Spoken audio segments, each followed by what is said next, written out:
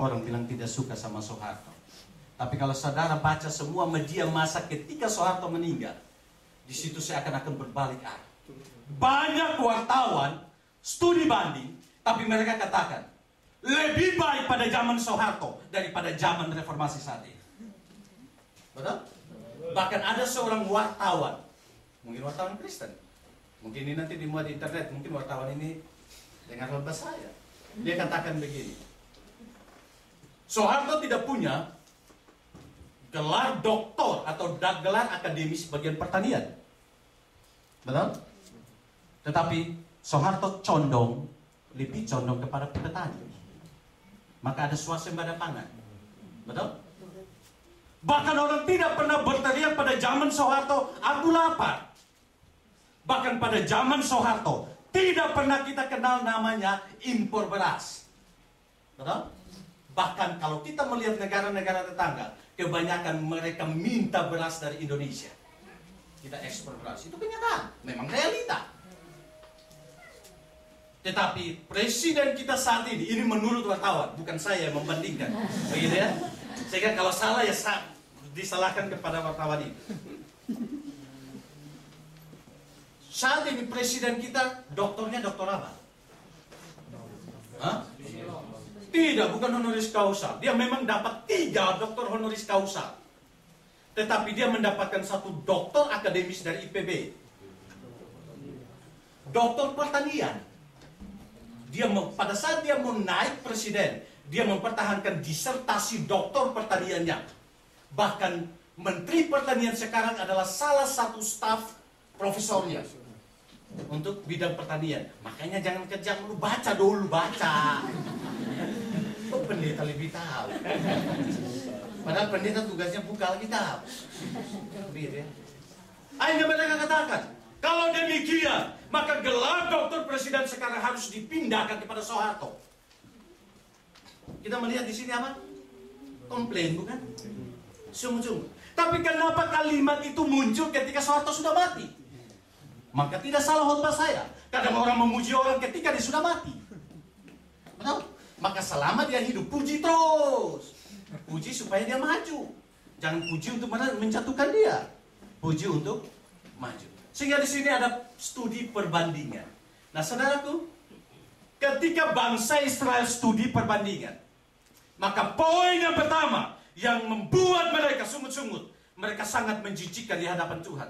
Oleh karena poin yang pertama adalah orang yang bersungut-sungut, adalah bangsa Israel yang bersungut-sungut, adalah bangsa yang tidak meyakini pemeliharaan Tuhan dalam hidup mereka. Betul? Siapa yang membawa mereka dari tanah Mesir? Mungkin orang katakan Musa, tapi Musa diutus oleh siapa? Diutus oleh Allah Yahweh itu sendiri, yang katanya dari dulu, sekarang dan selamanya, akulah Allah yang tidak pernah berubah. Dan Allah itu yang membawa, memberikan 10 tulah sebagai pelajaran bagi Firaun sendiri. Allah itu menarik dengan paksa bangsa Israel keluar dari Mesir. Dan selanjutnya Allah memelihara mereka. Allah memelihara mereka.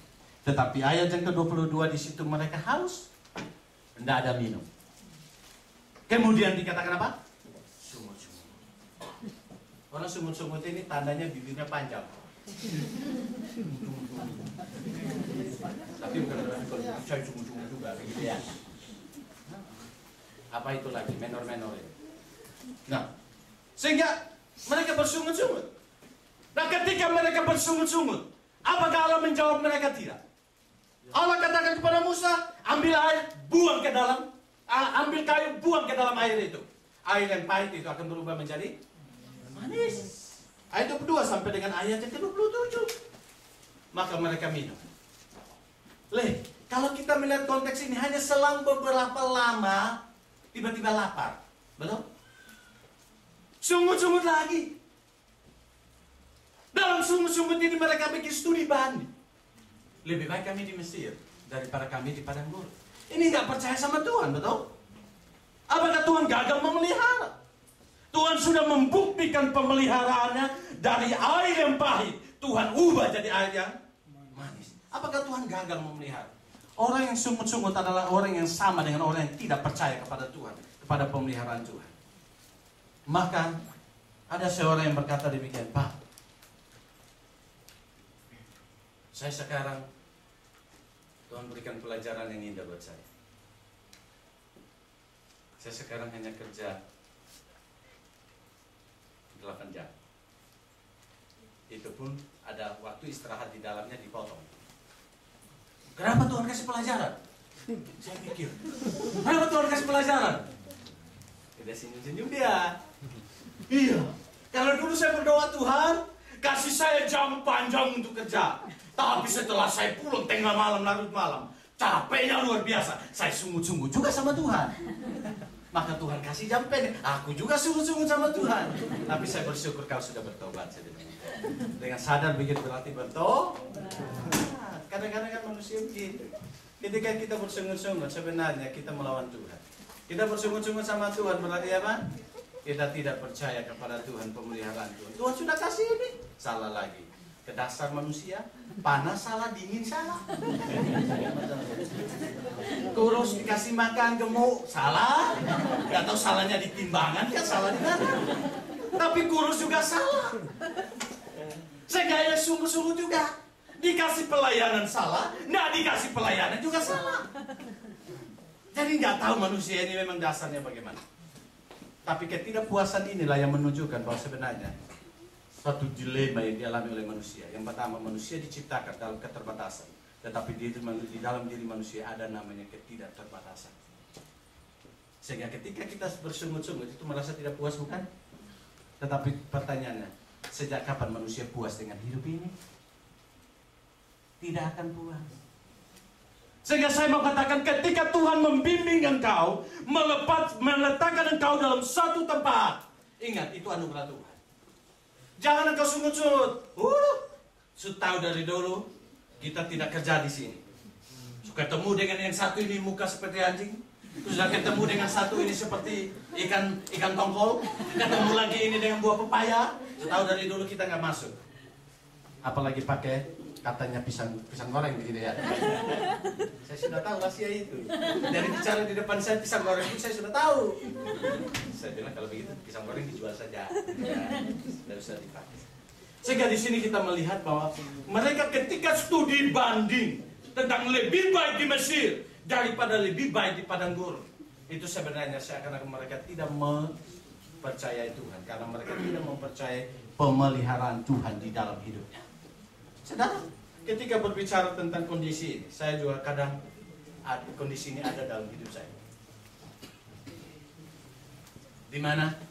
Ketika saya datang ke Jepang, awalnya ketika saya disuruh, memang waktu itu ada perdebatan antara saya dan Pak Ota. Pak Ota bilang segera datang ke Jepang. Saya tidak mau karena saya mau studi.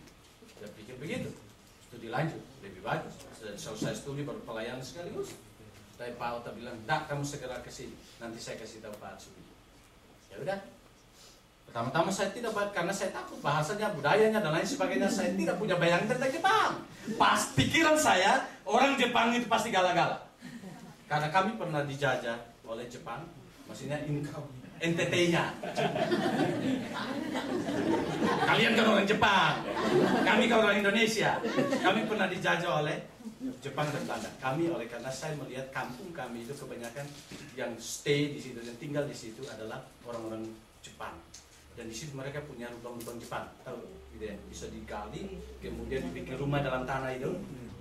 Dan saya melihat betapa kerasnya itu didikan mereka dan lain sebagainya. Bagi saya tidak mau. Tetapi apa yang terjadi?